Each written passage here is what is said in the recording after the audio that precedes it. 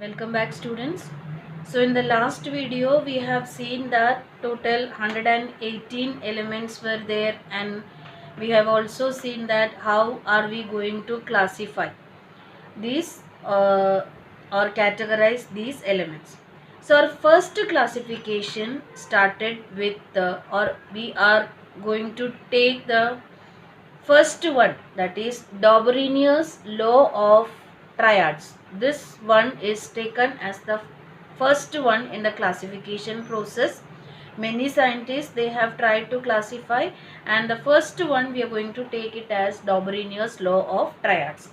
Now actually this law of triads or Dobrinier classified these elements in the early 19th century.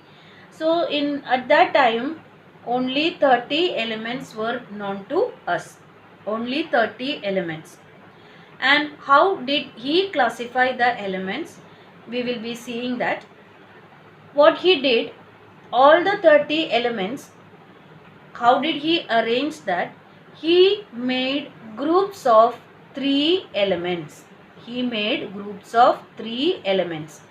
Now, these 3 elements make one triad. So, triad means nothing but a group of 3 elements. Now, how did he take these 3 elements? He was not taking these 3 elements randomly. How did he take? He was considering the properties of elements. So, the 3 elements having same property or similar properties are taken together, and after that they are arranged in the increasing order of their atomic mass.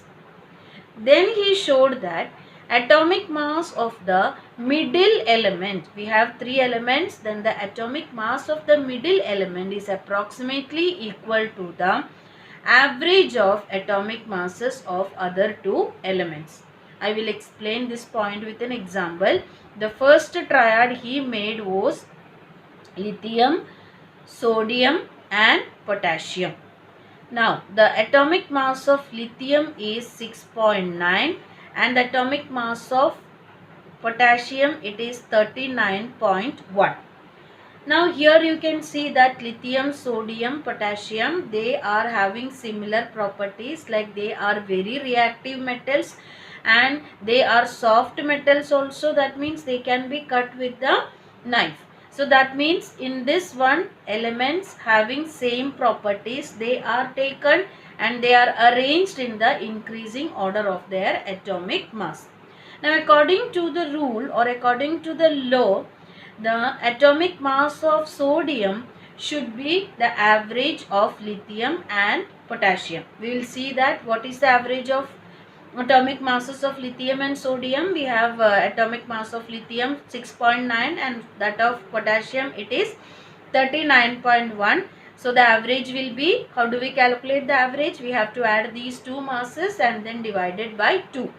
So by adding these two we will be getting 46 and then divided by 2, so you will be getting 23, which is the atomic mass of sodium by calculation, and actual atomic mass of sodium also 23.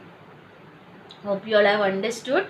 So let me revise this again, or let me say these points again. Dobrinier classified all the 30 elements known to him at that time into triads.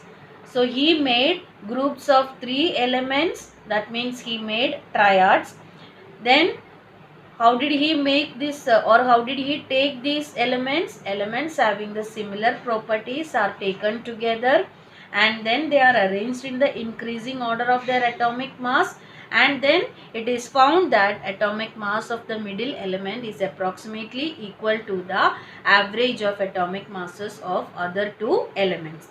I will be showing few more examples which is shown in the textbook. Please page number 16, that in 2.1, table 2.1, the first one is already shown to you, and the second triad is calcium, strontium and barium.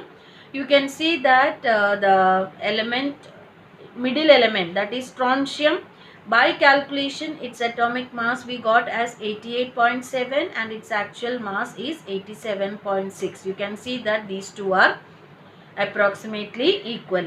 Similarly, chlorine, bromine, iodine, non-metals, halogens, their properties are similar, and the middle element is bromine, and its atomic mass by calculation we will be getting 81.2 and its actual mass is 79.9. You can see that these two are approximately equal. But this law was not accepted.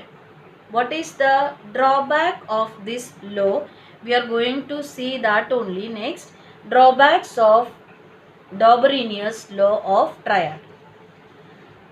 So I told you that total we were having 30 elements, but Doberannier could not classify all the 30 elements. All 30 elements are not able to, he was not able to classify all the 30 elements. Only 30 elements were known to him, and all those 30 elements were not able to classify. He was not able to classify all the 30 elements. He got only 3 triads. Only 3 triads out of these 30 elements. Only 3 triads he got.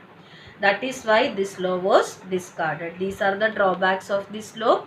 All the 30 elements, he was not able to classify all the 30 elements known to him, and he got only 3 triads in the 3 triads out of these 30 elements. Because of these two reasons, this law was discarded. Thank you.